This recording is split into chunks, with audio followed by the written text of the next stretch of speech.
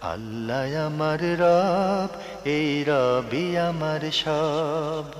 দামে দামে তুন মনে তারি অনুভব। তোমার দুনিয়াতে আমি যেদিকে তাকাই, অথই নিয়ামতে ডুবে আছি সবাই।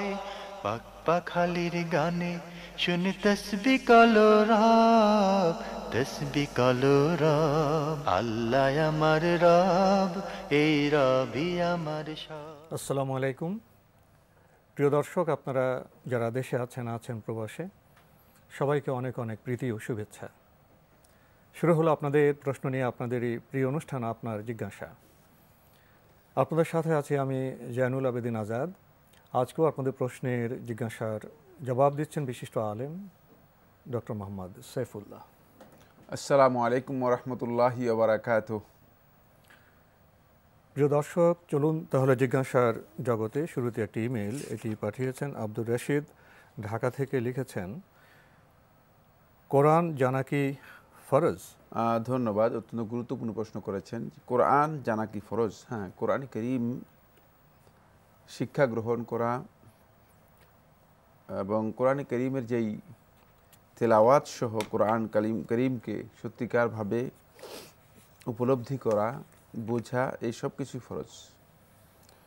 কারণ কোরআন যদি আপনি তেলাওয়াত করতে না জানেন, আপনি ফরজ যে কাজগুলো আছে সেগুলো তো করতে পারবেন না, নামাজও পড়তে পারবেন না। নামাজ পড়তে পারবেন না। তাই কোরআন করিমের মূলত তেলাওয়াতের বিষয়গুলো ফরজ। আর কোরআন হচ্ছে মূলত ইমানদার ব্যক্তিদের জন্য হেদায়েতের কিতাব।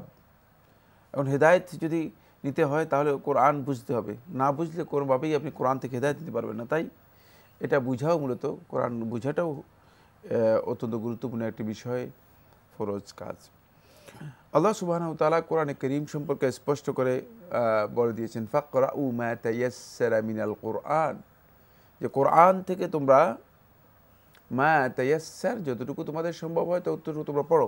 নির্দেশ দেওয়া হচ্ছে যে আমর, এখানে অব্লিগেশন রয়েছে, মানে আপনার উপর এটা অপরিহার্যতা আছে যে আপনি কোরআন তেলাওয়াত করতে হবে, কোরআন পড়তে হবে। অন্য আয়াতের মধ্যে আল্লাহ নবী সাল্লাল্লাহু আলাইহি ওয়াসাল্লামকে লক্ষ্য করে আল্লাহ সুবহানাহু ওয়া তাআলা ইরশাদ করেন, আল্লাহ রাব্বুল আলামিন বলেন, ওয়া আন আতলু আল কোরআন, আর আমাকে নির্দেশ দেওয়া হয়েছে কোরআন তেলাওয়াত করার জন্য। সুতরাং বোঝা গেল যে এটি নির্দেশিত একটি বিষয়। আল্লাহর পক্ষ থেকে যে বিষয়গুলো আল্লাহ সুবহানাহু ওয়া তাআলা তার নবী সাল্লাল্লাহু আলাইহি ওয়াসাল্লামকে করতে নির্দেশ দিয়েছেন, তার মধ্যে একটি বিষয় হচ্ছে এটি, সেটা হলো কোরআন তেলাওয়াত করা। তাই কোরআন তেলাওয়াত করার বিষয়টি, কোরআন জানার বিষয়টি অবশ্যই আমাদের নির্দেশনার মধ্যে একটি।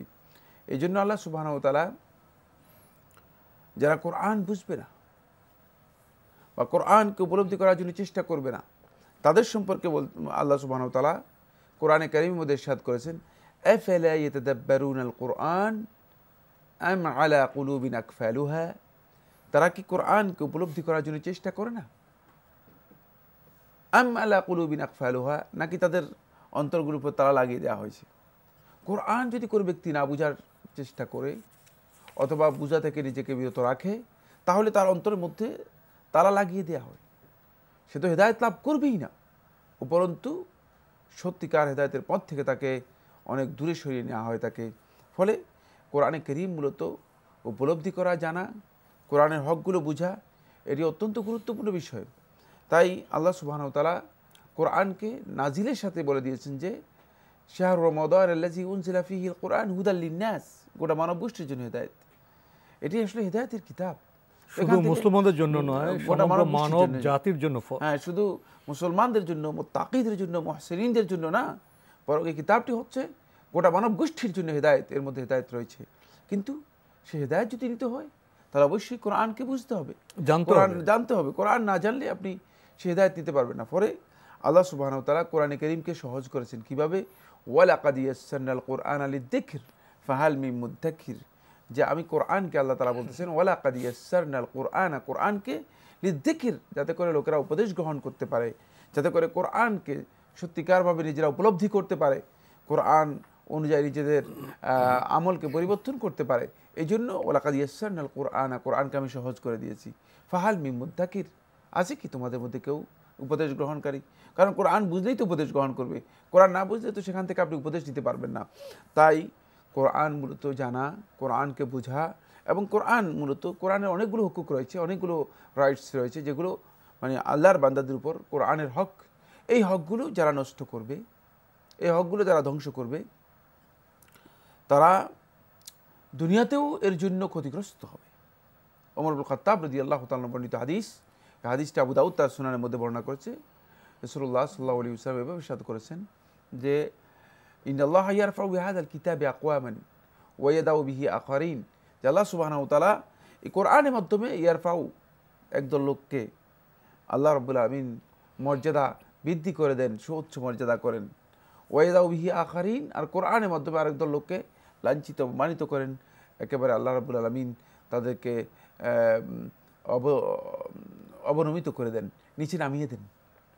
এই কোরআনের মর্যাদা যারা দিতে পেরেছে, কোরআনকে সত্যিকারভাবে যারা উপলব্ধি করতে পেরেছে, তারা কোরআনের মাধ্যমে অনেক উপরে মর্যাদা লাভ করতে পারে। তাই যত ক্ষুদ্র থেকে ক্ষুদ্রতর হোক না কেন, যদি কোরআনের সাথে কারো সম্পর্ক হয়, তাহলে সে ব্যক্তি কোরআনের মর্যাদায় সে অনেক উপরে মর্যাদা লাভ করতে সক্ষম হবে। যেহেতু আল্লাহর কালাম, আল্লাহ রাব্বুল আলামিন এর জন্য মর্যাদা দেবেন, কোনো সন্দেহ নেই। আর যদি কোরআনের সাথে সম্পর্ক নষ্ট করে, তাহলে তার অবস্থা হবে ওয়াইদাউ বিহি আখারিন, আর একদল লোককে আল্লাহ সুবহানাহু ওয়া তাআলা কোরআনকে লাঞ্ছিত করার কারণে, কোরআন থেকে দূরে সরে যাওয়ার কারণে, কোরআনকে বর্জন করার কারণে আল্লাহ রাব্বুল আলামিন তাকে এমনভাবে লাঞ্ছিত অপমানিত করেছে, সে সবচেয়ে বেশি ক্ষতিগ্রস্ত হয়। সন্তানকে কোরআন শিক্ষা না দিলে তার দায়িত্ব অভিভাবকের উপর কিভাবে এসে পড়বে? কোনো অভিভাবক যদি তার পোষ্যকে অথবা তার অধীনস্থ কোনো মানে শিশু অথবা কিশোরকে যদি সত্যিকার কোরআন শিক্ষা না দেয়, কিয়ামতের দিন এর জন্য জবাবদিহি করতে হবে। কারণ এই ফরজ দায়িত্বটুকু তিনি পালন করেন নাই। এই ফরজ দায়িত্ব তার উপর মানে আল্লাহ রাব্বুল আলামিন যাকে সন্তান দিয়েছে, যাকে দায়িত্ব দিয়েছে, মানে তার উপর এই ফরজ দায়িত্ব আল্লাহ রাব্বুল আলামিনের পক্ষ থেকে অপরিহার্য হয়ে গিয়েছে। সুতরাং এই দায়িত্ব অবহেলা করার কোনো সুযোগ নেই। যদি কেউ অবহেলা করে থাকেন, তিনি অবশ্যই এর জন্য জবাবদিহি করতে হবে। প্রিয় দর্শক, আমরা কোরআন শেখা এবং জানা প্রসঙ্গে আপনাদের দৃষ্টি আকর্ষণ করলাম। আশা করি আপনারা এ বিষয়ে যথাযথ গুরুত্ব দেবেন। আমাদের ভাই আব্দুর রশিদ আরও জানতে চেয়েছেন কি কি কারণে রোজা ভঙ্গ হয়। ধন্যবাদ। কি কি কারণে রোজা ভঙ্গ হয়ে থাকে? আসলে মানে এখানে অনেকগুলো কারণ মানে রয়েছে। রোজা ভঙ্গের কারণগুলো যেগুলো রয়েছে, এগুলো বিস্তারিত রোজা ভঙ্গের যে সমস্ত বইগুলো আছে বা সিয়ামের আহকাম সম্বলিত যে সমস্ত বইগুলো আছে, সেগুলো থেকে জেনে নেওয়ার জন্য চেষ্টা করুন। তারপরে আমরা মানে যে বিষয়গুলো, মৌলিক বিষয়গুলো, সেগুলো আমরা বলতে পারি। সিয়াম ভঙ্গের জন্য প্রথমত যে বিষয়টি অত্যন্ত গুরুত্বপূর্ণ, সেটা হচ্ছে স্ত্রী সহবাস অথবা যেই কোনো ধরনের ইচ্ছায়, স্বেচ্ছায় যে কোনো ধরনের যৌন কাজে সম্পৃক্ত হওয়া, এটি সিয়াম নষ্ট করে দেয়। তাই কেউ যদি স্বেচ্ছায় মানে কোনো যৌন মানে চাহিদা পূরণ করার জন্য চেষ্টা করেন, সেটা স্ত্রী সহবাস সহ অন্য যে কোনোভাবে হোক না কেন, তাহলে তার সিয়াম নষ্ট হয়ে যাবে।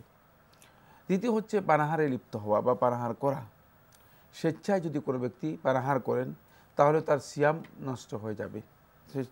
স্বেচ্ছায় পানাহার করেন, তার সিয়াম নষ্ট হয়ে যাবে। 3 নম্বর যে বিষয়টি, সেটি হচ্ছে একটু দীর্ঘ আলোচ্য বিষয়। সেটা হলো মানে পানাহার এর অর্থ যেখানে পাওয়া যায়, যেই কাজের মধ্যে পানাহারের অর্থ পাওয়া যায়, সে কাজগুলোও সিয়ামকে নষ্ট করে। সে কাজগুলো সিয়ামকে নষ্ট করে।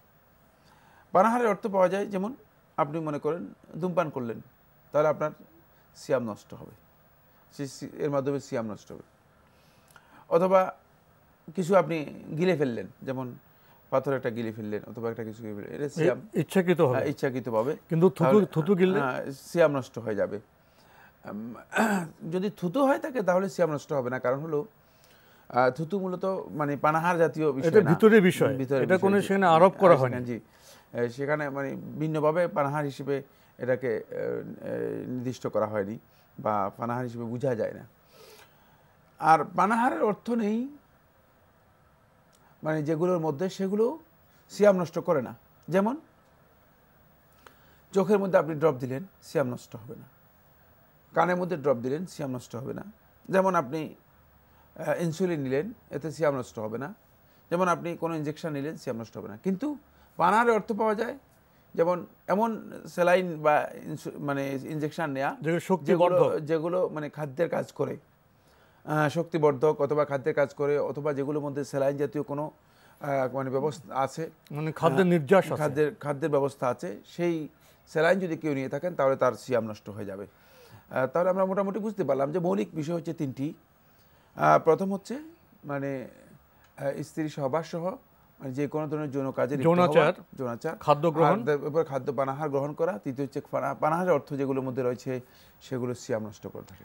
আল্লাহ আমার রব, এই রবি আমার সব।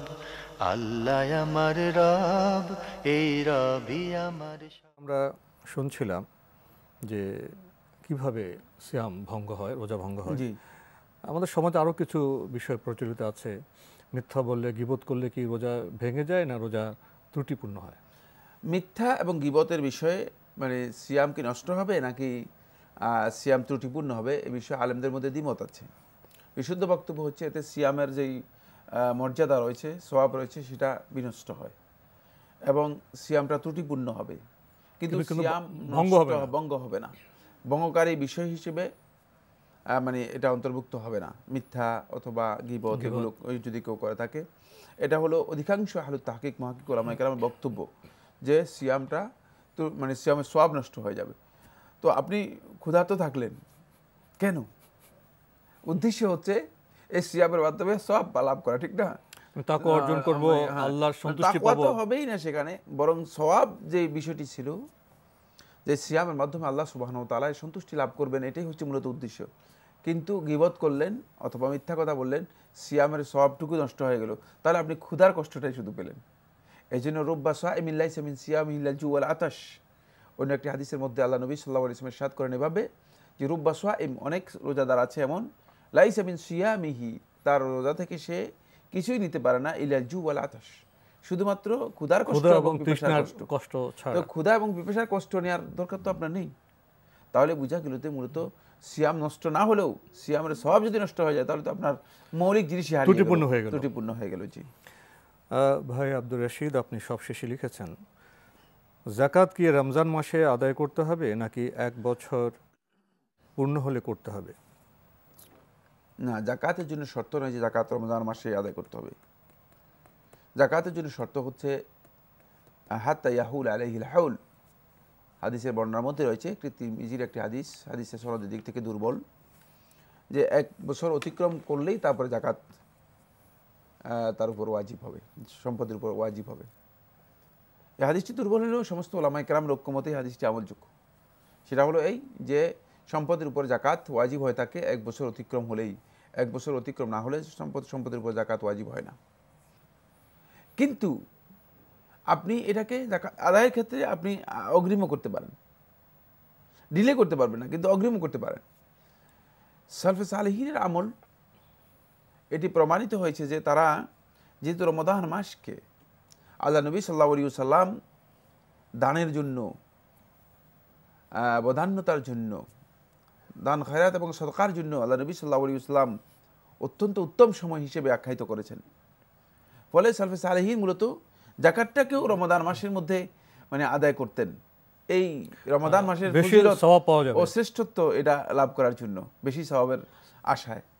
তাই যুগ যুগ ধরে, মূলত এটা আজকের বিষয় নয় যে আজকে নতুন কেউ আবিষ্কার করে দিয়েছে, এটা সালাফদের আমল থেকে, একেবারেই সালফে সালেহিনের আমল থেকে মূলত এটা প্রমাণিত হয়েছে যে তারা রমাদান মাসেই যাকাত আদায় করতেন এবং রমাদান মাসটাকেই গুরুত্ব দিতেন, যেহেতু রমাদান মাসের যে ফজিলত রয়েছে, যে শ্রেষ্ঠত্ব রয়েছে, মর্যাদা রয়েছে, সেই মর্যাদাটুকু যাতে করে লাভ করা যায়, এই জন্য তারা রমাদান মাসেই যাকাত আদায় করতেন। প্রিয় দর্শক, এবার আমাদের হাতে একটি ইমেল পাঠিয়েছেন মুজাহিদ, ধানমন্ডি, ঢাকা থেকে লিখেছেন, আমার ছোট বাচ্চা আছে, অনেক সময় অজু থাকা অবস্থায় কোলে নিলে হাতের মধ্যে পেশাব করে দেয়, এই অবস্থায় আমার কি আবার অজু করতে হবে নাকি শুধু হাত ধুয়ে নিলে হবে? ধন্যবাদ আপনাকে। না, আপনি শুধুমাত্র হাতটা ধুয়ে নিলেই যথেষ্ট, আপনার ভিন্ন উজু করতে হবে না, কারণ উজু ভঙ্গের কোনো কারণ আপনার ঘটেনি। উজুভঙ্গের কোনো কারণ ঘটেনি, তাই আপনাকে উজু করতে হবে না। কিন্তু যেহেতু পেশাব নাপাক বস্তু লেগেছে, নাপাক বস্তু যে জায়গায় লেগেছে সেটা ধুয়ে দিবেন। এখন এখানে বিস্তারিত একটা আলোচ্য বিষয় রয়েছে, সেটা হলো এই মানে বাচ্চার অবস্থা সম্পর্কে বিস্তারিত আলোচনা আছে, মানে পেশাবের ব্যাপারে বিস্তারিত আলোচনা আছে, ছেলে না মেয়ে এটা বিস্তারিত আলোচনা আছে। তো এই জন্য এটা কিন্তু ছোট্ট মাসআলা নয়, এটা অনেক দীর্ঘ মাসআলা। তবে যদি ছেলে সন্তান হয় এবং দুগ্ধপোষ্য হয়, দুগ্ধপোষ্য বলতে বোঝাচ্ছি মানে যাদেরকে শুধুমাত্র মায়ের দুধ খাওয়ানো হয়, 2 বছরের মধ্যে ধরা হয়, 2 বছর আর বাহিরের দুধ বা বাহিরের কোনো খাবার দেয়া হয় না, এমন হয় তাকে এই সমস্ত সন্তান যদি গায়ের উপর পেশাব করে দেয়, তাহলে সেক্ষেত্রে শুধুমাত্র মানে পানি ছিটিয়ে দিলে যথেষ্ট, এই জন্য ভিন্নভাবে ধোয়ার প্রয়োজন নেই। আর বাকি অন্যান্য অবস্থাগুলোর ভিন্ন ভিন্ন হুকুম রয়েছে, এটি একটি দীর্ঘ আলোচ্য বিষয়। দর্শক, এবার আমাদের হাতে একটি ইমেইল, এটি পাঠিয়েছেন মিসেস সাবিহা পারভিন, মিরপুর, ঢাকা থেকে লিখেছেন, A little book named Manzil, written by Maulana Muhammad Talha Kanduluvi, which includes many ayats of many surah like Surah Fatiha, Baqarah, Ali Imran, Arab, Bani Israel, etc., etc. I like to include it in my amal, but I like to know, is it permitted or has say detail to recite or say dalil to recite? উনি যে অনেকগুলো সূরার নাম করেছেন, জি জি, তো এগুলি উনি চাচ্ছেন ওনার আমলে নিয়ে আসতে, তো এটা কি পারমিটেড বা কোনো সহি দলিল আছে? কোরআনে কারীমের আয়াত, কোরআনে কারীমের সূরা তেলাওয়াত করা এটি জায়েজ, মানে এর জন্য ভিন্ন কোনো মানে দলিলের প্রয়োজন নেই, এটি জায়েজ তেলাওয়াত করা। কিন্তু আপনি যেটা বলেছেন সেটা হচ্ছে যে সুনির্দিষ্ট কোনো ফজিলত নির্ধারণ করে নেওয়া, এটা কিন্তু জায়েজ নেই। কারণ ফজিলত নির্ধারণ করে নিতে হলে এই ফজিলতের জন্য আপনাকে অবশ্যই দলিল দিতে হবে, প্রমাণ দিতে হবে। এখন এর জন্য আপনার কাছে কোনো দলিল বা প্রমাণ আছে কি না? যদি কোনো দলিল বা প্রমাণ না থাকে, তাহলে সুনির্দিষ্ট কোনো ফজিলতের জন্য নির্ধারণ করে নেওয়া এটি জায়েজ নেই। এমনি আপনি সূরা আরাফ তেলাওয়াত করতে পারেন, সূরা তাহা তেলাওয়াত করতে পারেন, যে কোনো সূরা মুলক তেলাওয়াত করতে পারেন, সওয়াব হবে। হ্যাঁ, যে কোনো সূরা পড়েন, কোরআন কারীমে যে কোনো আয়াত পড়েন, এতে সওয়াব রয়েছে, এতে কোনো সন্দেহ নেই। কিন্তু নির্দিষ্ট করে বলতে চাই এই ফজিলত আছে, তাহলে দলিল, সেক্ষেত্রে দলিল লাগবে। যেমন এই 5টা সূরা পড়লে এই ফজিলত রয়েছে, তাহলে অবশ্যই তাকে দলিল দিতে হবে। আর কোরআনে কারীমের তিলাওয়াতকে সুনির্দিষ্ট কিছু সূরার মধ্যে সীমাবদ্ধ করে নেওয়ার বিষয়টি আলেমদের মধ্যে বিতর্কিত বলতে আমি বোঝাচ্ছি যে কথাটি, সেটা হলো এই, ওলামায়ে কেরাম মানে কোরআনকে তাখসিস করা, মানে পরিপূর্ণরূপে তেলাওয়াত না করে সুনির্দিষ্ট কিছু আয়াত অথবা সুনির্দিষ্ট কিছু সূরা তেলাওয়াত করা আর বাকিটাকে বাদ দেয়া, এটাকে ওলামায়ে কেরাম পছন্দ করেননি। এটা সালাফদের, সালফে সালেহিন দলিল ছাড়া এই কাজ করা যাবে না। কারণ হলো আপনি পুরো কোরআনই কিন্তু আল্লাহর কালাম, সুতরাং আপনি এক সূরা গ্রহণ করলেন আর এক সূরাকে বর্জন করলেন কি কারণে? ঠিক না? যদি আপনি তেলাওয়াতের জন্য নির্দিষ্ট করে নেন, এর অর্থ হচ্ছে এই, আপনি মূলত কোরআনে কারীমের যেমন সূরা আরাফকে গ্রহণ করলেন, সূরা আনফালকে বাদ দিলেন কেন?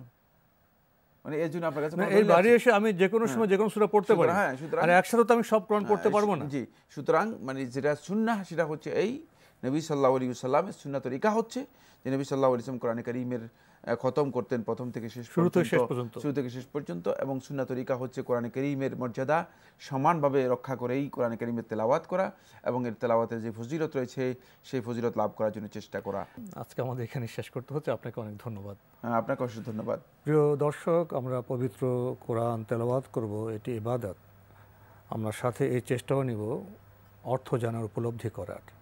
তারপরেও কাজ রয়ে যায় উপলব্ধি অনুযায়ী আমল করা, জীবনে বাস্তবায়ন করা। চিঠি লিখুন, প্রশ্ন পাঠান আমাদের ঠিকানায়। পরিচালক আপনার জিজ্ঞাসা, এনটিভি, বিএসসি ভবন, 7ম তলা, 102 কাজী নজরুল ইসলাম এভিনিউ, কারওয়ান বাজার, ঢাকা 1215। আপনারা ইমেলও করতে পারেন। আমাদের ইমেল অ্যাড্রেস আপনার জিজ্ঞাসা @ntvbd.com। প্রিয় দর্শক, আপনারা আমাদের অনুষ্ঠান এনটিভি অনলাইনেও দেখতে পারবেন। ভিজিট করুন www.ntvbd.com। দর্শক, আপনারা সবাই নিরাপদে থাকুন, থাকুন শান্তিতে। আসসালামু আলাইকুম। আল্লাহ আমার রব, এই রবি আমার সব, দামে দামে তনু মনে তারি অনুভব, তোমার দুনিয়াতে আমি যেদিকে তাকাই, অথই নিয়ামতে ডুবে আছি সবাই।